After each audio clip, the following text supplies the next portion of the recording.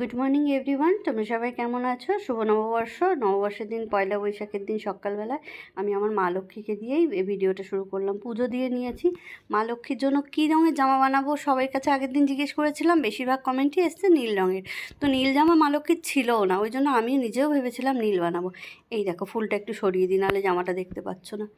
তো দেখো তো কেমন হয়েছে, অবশ্যই সবাই কিন্তু কমেন্ট করে জানাবে। এরপরে আমার আর কোনো কাজ নেই, কেন বাড়িতে রান্নাবান্না নেই, দিদির বাড়িতেই খাওয়া দাওয়া করবো। বাবা মা থাকাকালীন কত আয়োজন, কত খাবার দাবার, কত রান্নার আয়োজন ছিল, কিন্তু এখন তো আর সেগুলো নেই। এখন প্রতি বছর দিদির বাড়িতে গিয়েই খাওয়া দাওয়া করি। এই যে চা বসিয়ে দিয়েছি, নিজের জন্য 1 কাপ চা খাবো, আর এদিকে বাচ্চাদের জন্য দুধ গরম হচ্ছে, ওদেরকে দুধ চা খাওয়াবো। এইটুকু কমপ্লিট করেই চলে যাব দিদির বাড়িতে। ব্যাস, চা হয়ে গেছে। এবার চাটা খেয়েই রেডি হয়ে বেরিয়ে পড়বো। সত্যি কথা বলতে সকালবেলা এরকম 1 কাপ চা না আমার মুডটা একদম ফ্রেশ করে দেয়। তো ভাবলাম পয়লা বৈশাখের দিন যতই গ্যাস লোক, আজকে যা যা খেতে ইচ্ছা করবে সব খাবো। তাই চাটা নিয়ে বসে পড়েছি, বাচ্চাদের খাওয়াবো আর বেরোবো। শুভ নববর্ষ! তোমাদেরকে শুভ নববর্ষ। এসে খেতে দেবো বিকালবেলায়, দুপুরবেলা এসে ভাত দেবো। আমি নিমন্ত্রণ খেয়ে আসি আগে। আমার সকল ফেসবুক ফ্রেন্ডদেরকে শুভ নববর্ষের অনেক অনেক শুভেচ্ছা, বড়োদেরকে আমার প্রণাম। আমি সকালবেলা স্নান পুজো টুজো করে রেডি হয়ে নিয়েছি, দিদির বাড়ি পুজো আছে যাচ্ছি বলে। তো এই জামাটা পরেছি, এটা আমার পয়লা বৈশাখের জামা, যদিও বা নয়। এই পিসটা আমাকে আমার দাদা জন্মদিনে দিয়েছিল।